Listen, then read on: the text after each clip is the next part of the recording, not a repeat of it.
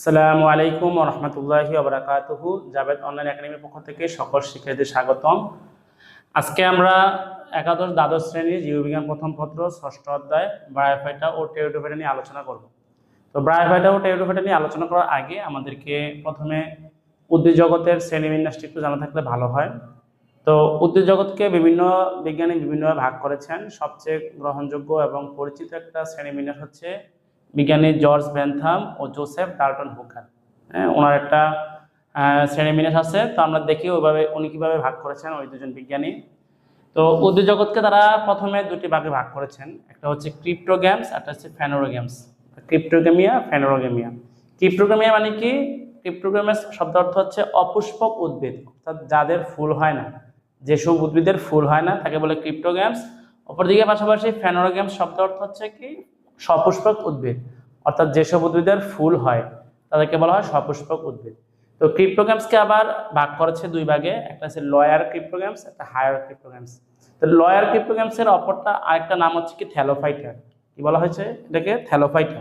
Thallophyta সব মানে হচ্ছে কি যে যার কি থ্যালোফাইটা মানে হচ্ছে তার মূল কাণ্ড পাতা আলাদা করা যায় না। কি মূল কাণ্ড ও পাতায় কি করা যায় না? বিভক্ত করা যায় না। কি বললাম আমরা? যে থ্যালোফাইটা বলতে আমরা বুঝি যে যেসব উদ্ভিদের মানে বাইরে থেকে দেখলে কোনটা পাতা, কোনটা মূল, কোনটা কাণ্ড এটা বোঝা যায় না, এসব উদ্ভিদকে বলা হয় থ্যালোফাইটা। থ্যালোফাইটা আন্ডারে দুইটা উদ্ভিদ, দুই ধরনের উদ্ভিদের আছে, যে একটা হচ্ছে শৈবাল, একটা কি ছত্রাক। আমরা চতুর্থ অধ্যায়ে এটা নিয়ে আলোচনা করা হয়েছে, শৈবাল এবং কি নিয়ে? ছত্রাক নিয়ে। তাহলে শৈবাল এবং ছত্রাক হচ্ছে থ্যালোফাইটা, যাদেরকে মূল কাণ্ড পাতায় বিভক্ত করা যায় না। আর যেটা হায়ার ক্রিপ্টোগ্যামস, এখানে আবার দুইটা আছে, সেটা হচ্ছে কি দুই ভাগে ভাগ করেছে, এটা হচ্ছে ব্রায়োফাইটা, টেরিডোফাইটা। এই ব্রায়োফাইটা এবং টেরিডোফাইটা নিয়ে আমাদের আজকের যে অধ্যায় ষষ্ঠ অধ্যায়, আমরা চেষ্টা করবো ব্রায়োফাইটা নিয়ে আলোচনা করতে, আবার আরেকটা ভিডিওতে আমরা টেরিডোফাইটা নিয়ে আলোচনা করব। তো ব্রায়োফাইটা এবং টেরিডোফাইটা এটা হচ্ছে কি লোয়ার ক্রিপ্টোগ্যামস হচ্ছে এই দুইটা, আর হায়ার ক্রিপ্টোগ্যামস হচ্ছে ব্রায়োফাইটা, টেরিডোফাইটা। পাশাপাশি আমাদের সপ্তম অধ্যায় যেটা ফেনোরোগ্যামস নিয়ে আলোচনা করা হয়েছে, ফেনোরোগ্যামসকে আবার দুই ভাগে ভাগ করা হয়েছে, নগ্নবীজি উদ্ভিদ আর হচ্ছে আবৃতবীজি। ইংলিশে আমরা বলি জিমনোস্পার্ম আর অ্যাঞ্জিওস্পার্ম। জিমনোস্পার্ম বলা হয় ওইসব উদ্ভিদকে যাদের বীজ কি থাকে? নগ্ন অবস্থা থাকে। আর অ্যাঞ্জিওস্পার্ম বা আবৃতবীজি উদ্ভিদ বলা হয় সেসব উদ্ভিদকে যাদের বীজ এরকম আবৃত অবস্থায় থাকে। তো এই ছিল আমাদের আজকের উদ্ভিদ জগৎ নিয়ে আলোচনা। এখন আমরা উদ্ভিদ জগতের একটা পার্ট হায়ার ক্রিপ্টোগ্যামস, যার একটা দুইটা ভাগ আছে, ব্রায়োফাইট, টেরিডোফাইট। তো প্রথমে আমরা ব্রায়োফাইট নিয়ে আলোচনা করব। চলো আমরা ব্রায়োফাইট নিয়ে আলোচনা করি। আমরা এখন ব্রায়োফাইটের বৈশিষ্ট্য নিয়ে আলোচনা করব। তো ব্রায়োফাইটার শব্দটা দুটি গ্রিক শব্দ থেকে আসছে, একটা হচ্ছে ব্রায়ন আর একটা হচ্ছে ফাইটন। ব্রায়ন শব্দ অর্থ হচ্ছে মস, আর ফাইটন শব্দ অর্থ হচ্ছে উদ্ভিদ, অর্থাৎ ব্রায়োফাইটার শব্দ অর্থ হচ্ছে মস, উদ্ভিদ। এখন ব্রায়োফাইটার বৈশিষ্ট্যগুলো আমরা লক্ষ্য করি। প্রথমে বলা হয়েছে যে এরা বহুকোষী, অপুষ্পক এবং অবীজী উদ্ভিদ। বহুকোষী তো বুঝতেই পারি সবাই, অনেকগুলো কোষ নিয়ে গঠিত।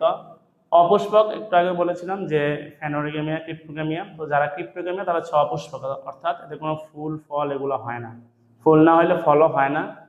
আর অবীজী, যেহেতু ফুল ফল হয় না তাই এদের বীজও হয় না। তারপর বলছে যে এদের মূল দেহ গ্যামিটোফাইট। এখানটা কথা বলা হয়েছে যে মূল দেহ কি বলছে? যে গ্যামিটোফাইট অর্থাৎ হ্যাপ্লয়েড। অর্থাৎ আমরা জানি যে একটা জীবের টোটাল জগৎকে দুই ভাগে যদি ভাগ করি, একটা হচ্ছে গ্যামিটোফাইট, একটা হচ্ছে স্পোরোফাইট। গ্যামিটোফাইট মানে হ্যাপ্লয়েড হচ্ছে যেখানে ক্রোমোজোমের সংখ্যা থাকে অর্ধেক। আর যদি বলি স্পোরোফাইট বললে এখানে ক্রোমোজোমের সংখ্যা থাকবে ডিপ্লয়েড বা ডাবল সংখ্যক। তাহলে এই যে ব্রায়োফাইটা, তাদের যে মূল দেহটা মানে অর্থাৎ মেইন যে প্লান্ট বডিটা, সেটা হচ্ছে গ্যামেটোফাইট। যেমন আমরা হচ্ছে আমাদের যে বডিটা বর্তমানে আছে, এটা হচ্ছে আমাদের স্পোরোফাইট। আমাদের গ্যামেটোফাইট খুবই অল্প সময়, অর্থাৎ যে সময়টা আমরা শুক্রাণু এবং ডিম্বাণু অবস্থা থাকি, ওই সময়টা হচ্ছে আমাদের গ্যামেটোফাইটিক সময়। কিন্তু ব্রায়োফাইটের ক্ষেত্রে তার বেশিরভাগ সময়, অর্থাৎ মূল দেহ যেটা, এটা পুরোটা গ্যামেটোফাইট। আর স্পোরোফাইট অংশটা খুবই অল্প সময় থাকে। তারপর বলছে দেহ থ্যালয়েড প্রকৃতির। যদিও থ্যালয়েড বলতে প্রকৃতভাবে বোঝাচ্ছে কি যেখানে মূল কাণ্ড পাতায় বিভক্ত করা যায় না, এদেরকেও বেশিরভাগ মূল কাণ্ড পাতায় বিভক্ত করা যায় না, তবে কিছু কিছু ক্ষেত্রে এদের কাণ্ড বা ইয়া বোঝা যেতে পারে, কাণ্ডটা অনেক সময় নরম হতে পারে। তারপরে বলছে যে মূল যদিও নাই, তবে মূলের পরিবর্তে একটা বস্তু থাকে, সেটা হচ্ছে কি রাইজয়েড। সেটা হচ্ছে কি রাইজয়েড। আমরা যদি ছবিটা লক্ষ্য করি দেখা যাবে যে এই যে মূল যে দেহটা, এই দেহের নিচে এরকম ভাবে রাইজয়েড থাকে। রাইজয়েডের ভিতরে যদি কোনো দাগ না থাকে, ফ্রেশ থাকে, এটা হলে মসৃণ রাইজয়েড। আবার যদি ভিতরে ভাবে একটু ইয়া থাকে, ছোপ ছোপ দাগ থাকে, এটাকে বলবে অমসৃণ রাইজয়েড। আর বহুকোষী পদ্ধতিতে তোমার কি থাকে, এখানে স্কেল থাকে। কি থাকে? স্কেল। স্কেলটাও অনেকটা রাইজয়েডের মতো, তবে এখানে আবার এভাবে ভাগ হয়েছে, বিভিন্ন ভাগ হয়েছে। এই তো এটা হচ্ছে কি মসৃণ রাইজয়েড, মসৃণ। এটা হচ্ছে কি অমসৃণ, আর এটা কি স্কেল। তাহলে কয়টা কথা বললাম? 3টা কথা। যে মসৃণ রাইজয়েড হতে পারে মূলের পরিবর্তে, অমসৃণ হতে পারে, অথবা স্কেল থাকতে পারে। এদের দেহে কোনো ভাস্কুলার টিস্যু নেই। ভাস্কুলার টিস্যু আমরা ভাস্কুলার বান্ডল কথাটা আমরা হয়তো অনেকে শুনেছি বা শুনিনি।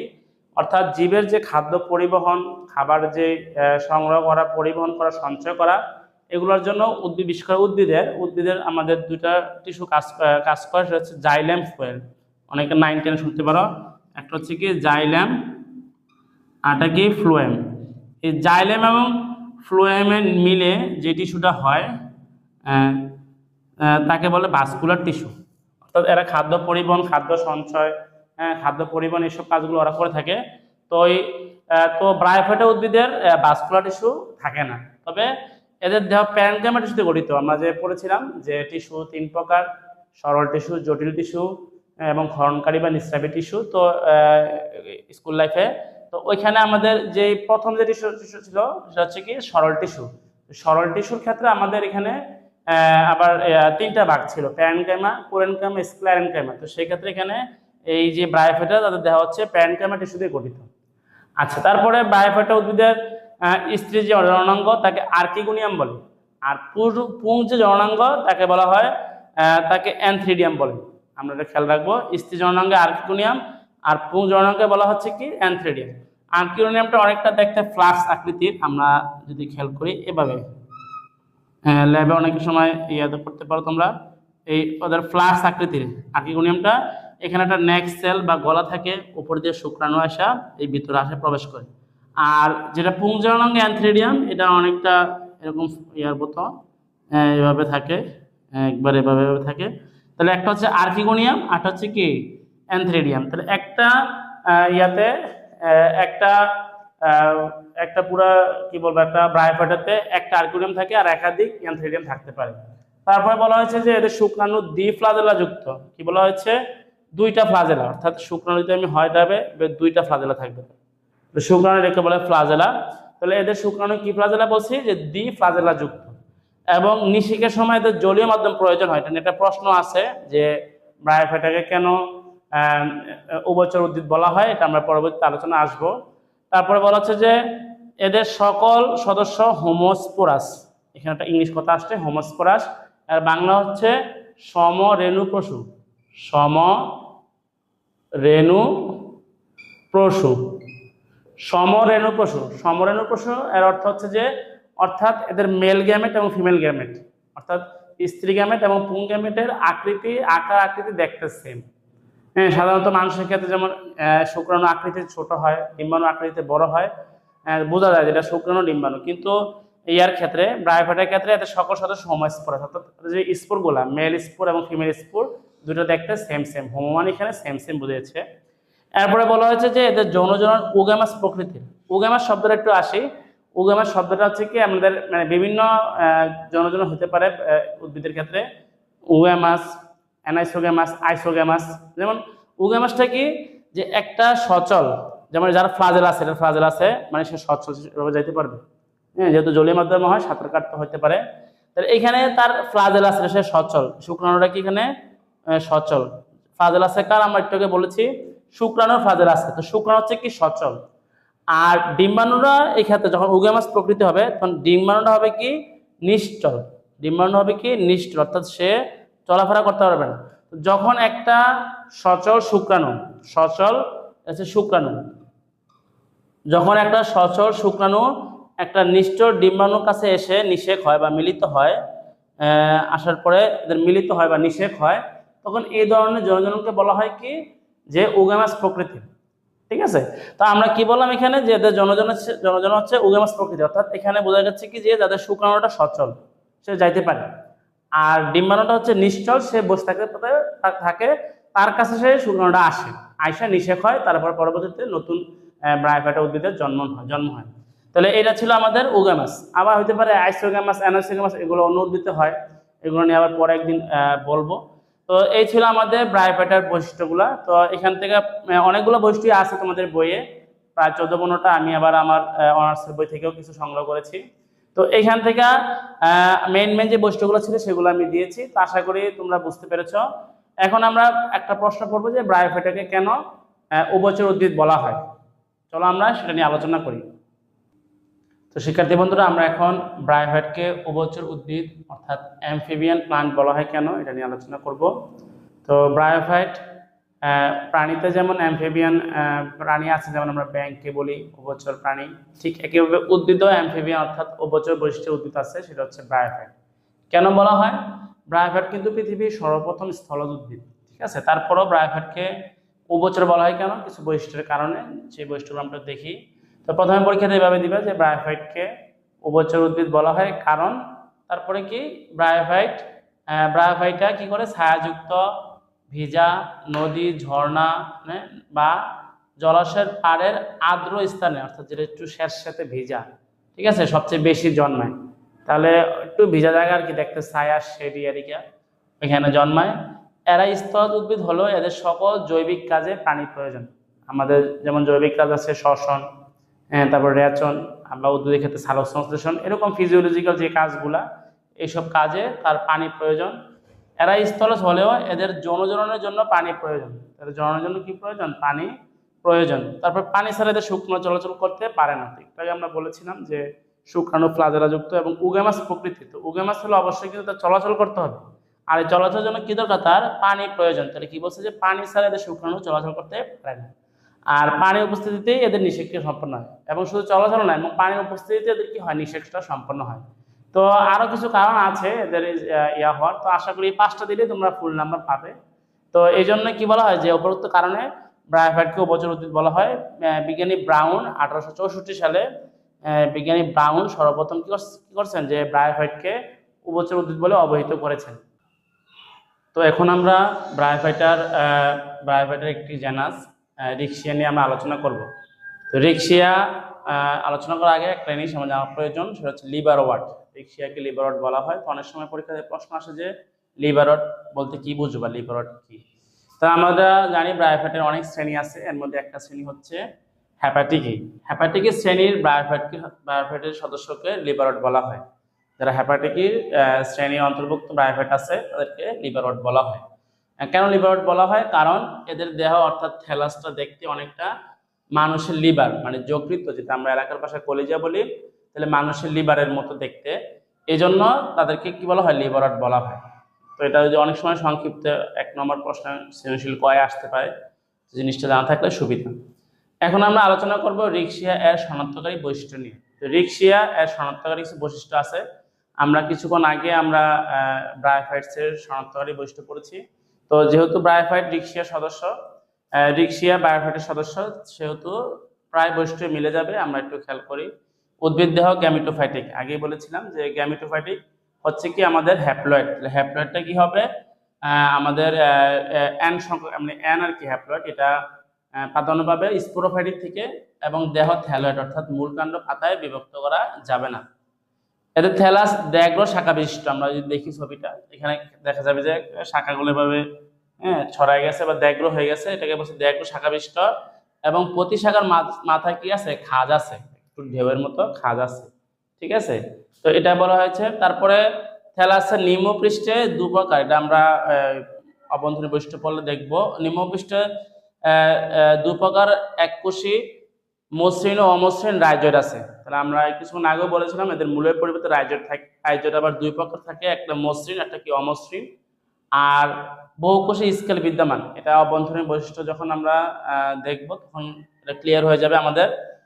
ঠিক একইভাবে এখানেও উপরের পৃষ্ঠ হচ্ছে ফটোসিনথেটিক অঞ্চল, এখানে তারা সালোকসংশ্লেষণের যে সিস্টেম থাকে ওটা করে। আর নিচের পৃষ্ঠ হচ্ছে সঞ্চয় অঞ্চল, এখানে খাদ্য সঞ্চয় করে। এদের স্ত্রী জননাঙ্গ হচ্ছে আর্কিগোনিয়াম। তো ওই ব্রায়োফাইটসে বলেছিলাম যে এটা হচ্ছে কি আর্কিগোনিয়াম। আর পুংজননাঙ্গ হচ্ছে অ্যান্থেরিডিয়াম, অ্যান্থেরিডিয়াম। এবং স্পোরোফাইটিক হোমোস্পোরাস, এবং স্পোরোফাইট হচ্ছে হোমোস্পোরাস। হোমোস্পোরাস বলছিলাম যে সমরেণু পশু, অর্থাৎ এদের মেল এবং ফিমেল যে জননাঙ্গ দেখতে প্রায় সেম, স্পোরে কোনো পার্থক্য নেই, এই জন্য বলা হচ্ছে হোমোস্পোরাস। আর্গোনিয়াম দেখতে ফ্লাস্কের মতো, ফ্লাস্ক আকৃতির, আমরা অভ্যন্তরীণ গঠনের সময় দেখব। অ্যান্থেরিডিয়াম দেখতে নাশপাতি, অনেকটা গোলাকার হতে পারে, লম্বাকার হতে পারে, নাশপাতির মতো দেখতে। তো এই ছিল আমাদের রিক্সিয়ার শনাক্তকারী বৈশিষ্ট্য। এখন আমরা রিক্সিয়ার বাহ্যিক এবং অভ্যন্তরীণ বৈশিষ্ট্য নিয়ে আলোচনা করব। তো আমরা এখন রিক্সিয়ার বাহ্যিক গঠন বৈশিষ্ট্য নিয়ে আমরা আলোচনা করব। তো আমরা আগেই বলেছিলাম যে এরা কি উদ্ভিদ, গ্যামেটোফাইটিক উদ্ভিদ।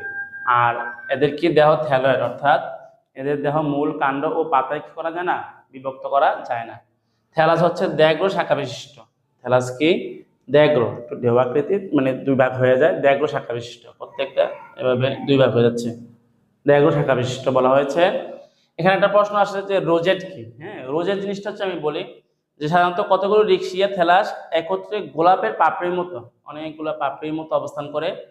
এই অবস্থাকে, তাদেরকে গোলাকার চক্রাকার অবস্থান করে, এই অবস্থাকে রোজেট বলা হয়। যেহেতু রোজ বা গোলাপের মতো দেখতে, তাই এটাকে বলা হয় রোজেট বলা হয়। অনেক সময় সৃজনশীল কয়ে আসে রোজেট কাকে বলে।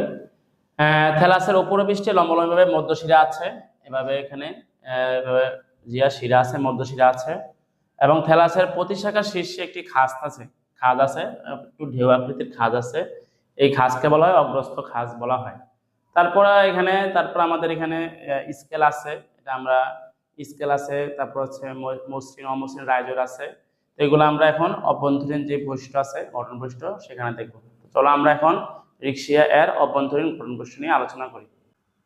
তো আমরা এখন রিক্সিয়া এর অভ্যন্তরীণ গঠন নিয়ে আমরা আলোচনা করব। তো প্রথমে আমরা একটু চিত্রটা খেয়াল করি। এখানে এটা একটা রিক্সিয়ার থ্যালাসের প্রস্থচ্ছেদের চিত্র। তো এই পুরা রিক্সিয়াটাকে, যে অভ্যন্তরীণ গঠনটাকে আমরা তিনটি অঞ্চলে ভাগ করতে পারি।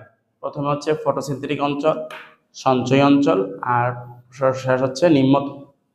তো ফটোসিনথেটিক অঞ্চলে আমার এখানে কি বলা হচ্ছে যে রিক্সিয়ার উপরে পৃষ্ঠে ক্লোরোপ্লাস্ট যুক্ত খাড়া কোষের সারি নিয়ে অঞ্চল গঠিত। আমরা যদি দেখি, এই যে এগুলা, এই খাড়া কোষের সারি নিয়ে এগুলো গঠিত, ঠিক আছে। এবং এই অঞ্চলে কি হয়, ফটোসিনথেসিস হয়। এই যে অঞ্চলটা, ফটোসিনথেটিক অঞ্চলটা, এই অঞ্চলে কি হয়, ফটোসিনথেসিস, অর্থাৎ সূর্যের আলোকে ব্যবহার করে এরা নিজের খাদ্য নিজে তৈরি করে এবং খাদ্য তৈরি হয়। আর যখনই এরা সূর্য আলো ব্যবহার করবে, ফটোসিনথেসিস হবে, তখন কি তৈরি হবে, খাদ্য তৈরি হবে। তো যেহেতু এরা সূর্যের খাদ্য অ্যাবজর্ব করবে, আত্তীকরণ করে, সেজন্য এই সারিগুলোকে আত্তীকরণ সূত্র বলা হয়। এর মধ্যে লম্বালম্বিভাবে বায়ুপূর্ণ স্থানকে বায়ু প্রকোষ্ঠ, অর্থাৎ এই যে ভিতরে এই জায়গাগুলোকে লম্বালম্বিভাবে যে ফাঁকা জায়গাগুলো আছে, সেগুলো বলে বায়ু প্রকোষ্ঠ। এখানে বাতাস জমা থাকে, এরা অক্সিজেন নিতে পারে। আর এর ছিদ্রপথে বাইরের সাথে উন্মুক্ত থাকে, তাকে বলা হয় বায়ু ছিদ্র। তাহলে কি বলা হয়, বায়ু ছিদ্র। মাঝখানে যে ইয়েগুলো থেকে বায়ু রন্ধ্র বা ছিদ্র, এক কথায়। আর এই উপরে জায়গাগুলোকে বলা হয় কি, এই উপরে জায়গাকে বলা হয় ঊর্ধ্বতক। কি বলা হয়, ঊর্ধ্বতক। আর আমরা যদি খেয়াল করি, এখানে এর মাঝে বরাবর একটা কি আছে, স্ত্রী জননাঙ্গ আছে, যেটাকে আমরা বলি আর্কিগোনিয়াম। আর এগুলো হচ্ছে অ্যান্থেরিডিয়াম। এই আর্কিগোনিয়াম একটা ফাঁকা জায়গা আছে, এখানে আছে ডিম্বাণু। তো শুক্রাণু এসে এখানে আসে পতিত হলে তখন কি হবে, নিষেক হয় আর কি। এটা আমরা জননে একটু আলোচনা করব। আর তার পরবর্তীতে আছে সঞ্চয় অঞ্চল। ফটোসিনথেটিক অঞ্চল, থ্যালাসের যে উপরের ভাগ, তার নিচের যে ভাগটা তাকে বলে সঞ্চয় অঞ্চল। এই সঞ্চয় অঞ্চলটা প্যারেনকাইমা কোষ দিয়ে গঠিত, অর্থাৎ এই সবগুলো আমরা ইয়াতেও বলেছিলাম যে যেহেতু ওদের ভাস্কুলার ভান্ডল নেই, তাই এই সঞ্চয় অঞ্চলটা হচ্ছে প্যারেনকাইমা কোষ সেই মানে অভাবটা পূরণ করে। তো এই যে সঞ্চয় অঞ্চল, অর্থাৎ খাবার যে সে তৈরি করলো, এই খাবারটা সঞ্চয় করার জন্য যে জায়গাটা আছে, এই জায়গাটা, এই সঞ্চয় অঞ্চলটা প্যারেনকাইমা নামক কোষ দ্বারা গঠিত। আচ্ছা, তারপর সর্বশেষ হচ্ছে নিম্নতক। তো নিম্নতকটা একবারে এক সারি কোষ দিয়ে গঠিত। নিম্নতক কি থাকে, স্কেল থাকে আর রাইজয়েড থাকে। তো স্কেলগুলো আমরা দেখি, একাধিক কোষ ভাগ আছে। আর রাইজয়েড থাকে, রাইজয়েড আবার দুই প্রকার, একটা হচ্ছে মসৃণ, এখানে কোনো ইয়া নেই। আরটা হচ্ছে অমসৃণ, ছোপ ছোপ দাগ আছে। তাহলে এই মসৃণ এবং অমসৃণ দুই প্রকার রাইজর থাকে, নিম্ন থাকে, আর একটা কি থাকে, স্কেল থাকে। তাহলে এই ছিল আমাদের রিক্সিয়ার অভ্যন্তরীণ গঠন। এখন আমরা রিক্সিয়ার জনন নিয়ে আলোচনা করব।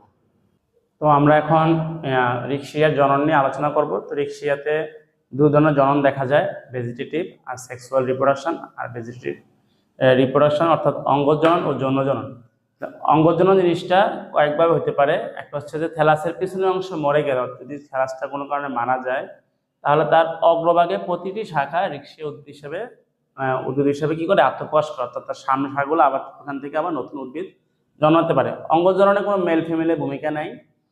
আবার রাইজরের অগ্রভাগে থাকে গিমা নামে একটা স্পেশাল অঙ্গ থাকে, আর থ্যালাসের উপর থাকে টিউবার। থ্যালাসের উপর থাকে টিউবার, আর রাইজর যে মূলের পরিবর্তে রাইজর ছিল স্কেল, ওইখান থেকে গিমা নামে একটা অংশ থাকে। তো ওইখান থেকেও কি হতে পারে, তার নতুন উদ্ভিদ হইতে পারে, সৃষ্টি হতে পারে। তো কয়টা কথা বললাম, তিনটা। একটা হচ্ছে থ্যালাসের পিছনের অংশ মরে গেলে সামনের অগ্রভাগ থেকে হইতে পারে, আরটা হচ্ছে রাইজর যে একটা গিমা থাকে এখান থেকে হইতে পারে, আর থ্যালাসের উপর যে টিউবার আছে টিউবার থেকেও হইতে পারে। তো তিনটা জায়গা থেকে তার অঙ্গজনন সম্ভব। আর যৌনজনন কি, যৌনজননের আগে একটু জেনে নেই যে আগেও বলেছিলাম, আর জননাঙ্গে বলা হয় অ্যানথেরিডিয়াম। হ্যাঁ, আর এদের পুংজননাঙ্গে বলা হয় অ্যানথেরিডিয়াম। আর স্ত্রী জননাঙ্গে বলা হয় কি আর্কিগোনিয়াম। তাহলে এদের জনজন হচ্ছে উগামাস প্রকৃতি। উগামাস প্রকৃতিটা কি, যে এদের উগামাসটা এরকম থাকবে, অর্থাৎ আমি যদি বলি যেমন এটা হচ্ছে এই, অর্থাৎ দ্বিফ্লাজেলা যুক্ত শুক্রাণু। কি বললাম, দ্বিফ্লাজেলা যুক্ত শুক্রাণু। দ্বিফ্লাজেল অর্থাৎ দুইটা ফ্লাজেল আছে চলাচল করার জন্য। দ্বিফ্লাজেলা যুক্ত সচল শুক্রাণুর সাথে নিশ্চল ডিম্বাণু নিষেকের ফলে মিলনের ফলে নতুন যে স্পোর তৈরি হয়, ওই সিস্টেমটাকে বলে উগামাস প্রকৃতি। এভাবে তাদের যৌনজনন হয়। অর্থাৎ এখানে স্ত্রী জননাঙ্গ যেটা আর্কিগোনিয়াম স্থির থাকে, আর পুংজননাঙ্গ সে পানির সাথে সাঁতার কেটে ফ্লাজেলা দিয়ে তারপরে স্ত্রী জননাঙ্গ কাছে যায়। এভাবে তাদের জননটা সম্পন্ন হয়। এরপর বলছে কি স্পোরগুলোকে কি, স্পোরগুলো যে সৃষ্টি হয় সেগুলো হচ্ছে হোমোস্পোরাস, অর্থাৎ আকার আকৃতি। হোমোস্পোরাস মানে কি আকার আকৃতিতে সে দেখতে কি একই রকম। তো এই ছিল আমাদের রিক্সিয়ার জনন। রিক্সিয়ার কিছু গুরুত্ব আছে। একটা হচ্ছে জৈব পদার্থ সংযোজনের ভূমিকা পালন করে, বিবর্তনের ধারা, যেহেতু রিক্সিয়া পৃথিবীর ওয়ার্ল্ডের ফার্স্ট স্থলজ উদ্ভিদ, টেরেস্ট্রিয়াল প্লান্ট। তো আমরা সেখান থেকে বিবর্তন ধারাটা যদি আমরা চিন্তা করি, তো ওইখান থেকে শুরু করতে হবে। তার আগের সবগুলো ছিল অ্যাকুয়াটিক জলজ উদ্ভিদ। রিক্সিয়া এমন একটা উদ্ভিদ যেটা প্রাণী এবং কি মানে জলজ এবং স্থলজের মাঝামাঝি একটা উদ্ভিদ। তো সেজন্য এটা বিবর্তন ধারা হিসেবে গুরুত্বপূর্ণ ভূমিকা পালন করে। পরিবেশ দূষণের সূচক হিসাবে সেও ভূমিকা পালন করে। তো এই ছিল তার গুরুত্ব। তো এরই মাধ্যমে আমাদের ব্রায়োফাইটের অংশটা শেষ হলো। আশা করি সবার ভালো লেগেছে। এভাবে নিত্য নতুন ভিডিও পেতে জাবেদ অনলাইন একাডেমিতে সবাই থাকবে, যারা সাবস্ক্রাইব করবে। আর আশা করি পরবর্তীতে পার্ট 2 নিয়ে আবার দেখা হবে। আসসালামু আলাইকুম ওয়া রাহমাতুল্লাহি ওয়া বারাকাতুহু।